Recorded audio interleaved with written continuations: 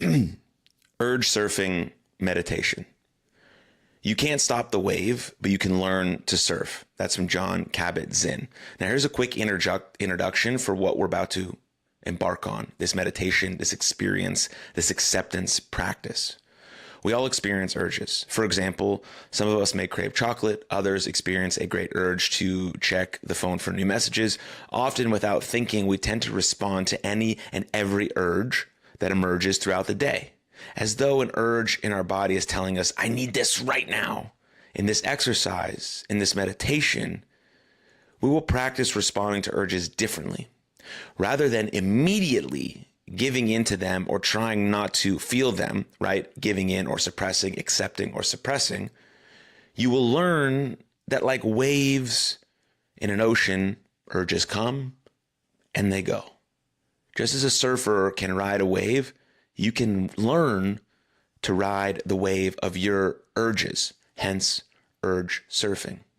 Urge surfing helps many people dissolve urges. However, this is not the goal of this meditation. The goal is to experience the urge in a new way, to learn that urges are merely changing physical sensations in the body rather than signals that must be obeyed. Practicing urge surfing helps you become more familiar with your urges and learn to ride them out until they diminish naturally. So here we go. Sit comfortably in a chair with your feet flat on the floor and your hands resting on your lap. Become aware of yourself sitting here and taking a few deep breaths to settle into this present moment, in through the nose, out through the mouth. When you're ready, bring something that you tend to crave to your mind. This might be a cigarette, a particular type of food or drink, or the idea of placing a bet, anything that you tend to crave. Now, with this desirable object or experience in mind, allow your attention to wander through your body. Notice where your body you experience the craving. Where in your body do you experience your craving? And what are the sensations like? What are you feeling? Notice and acknowledge every craving related sensation. For example, there might be saliva in the mouth, a pang of hunger in your stomach, or some fluttering in your chest.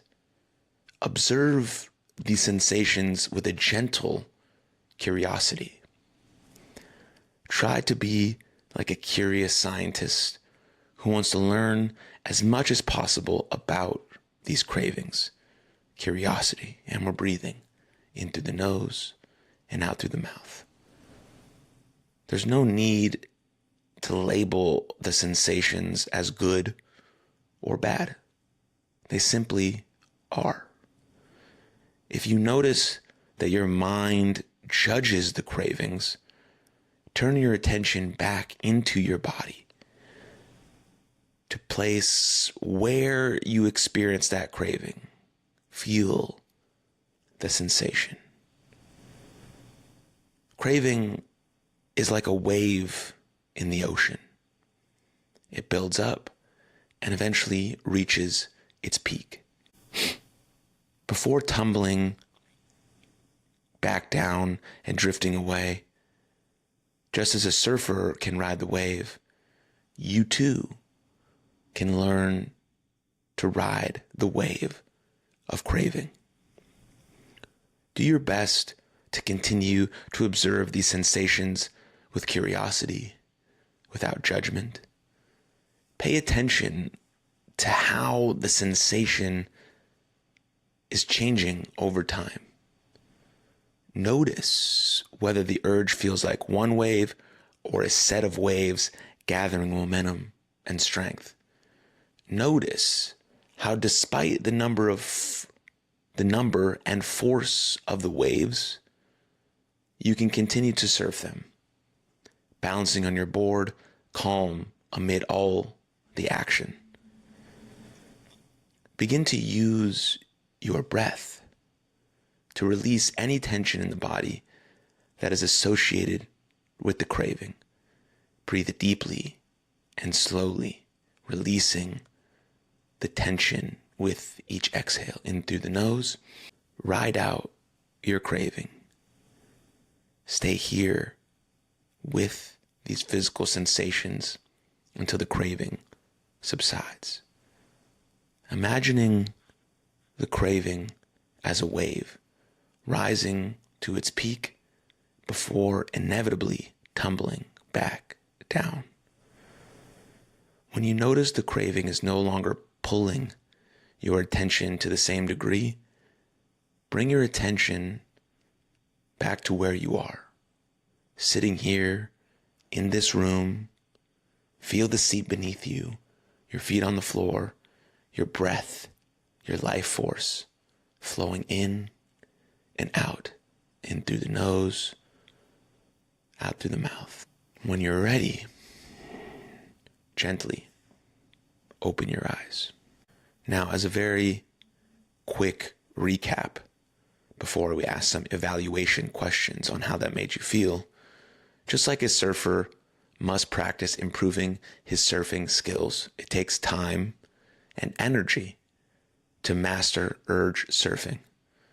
So try and practice urge surfing as much as possible, remembering to be kind and understanding to yourself when you practice does not go as planned, or whatever the case may be. Urge surfing is not an easy skill, and the goal is not for the urges to go away. The goal is to become better at tolerating those urges. The goal is to become better at tolerating those urges, accepting rather than suppressing. Now, here's some few evaluation questions that I urge you to take seriously and consider, as this might be an ongoing practice for you as you continue to understand urge surfing and how it can benefit you and your overall mental health. So describe the physical sensations that were associated with the craving. What happened to your craving during the exercise? Did it change over time? If so, how? How does urge surfing differ from your usual way of responding to this sort of craving or any craving in general? And why might it be beneficial to engage in urge surfing rather than your usual way of responding in the future? So think about those questions. Think about the meditation as a whole and how it may benefit you moving forward. But thank you for your time, energy, attention. I appreciate you, and I'll see you next time.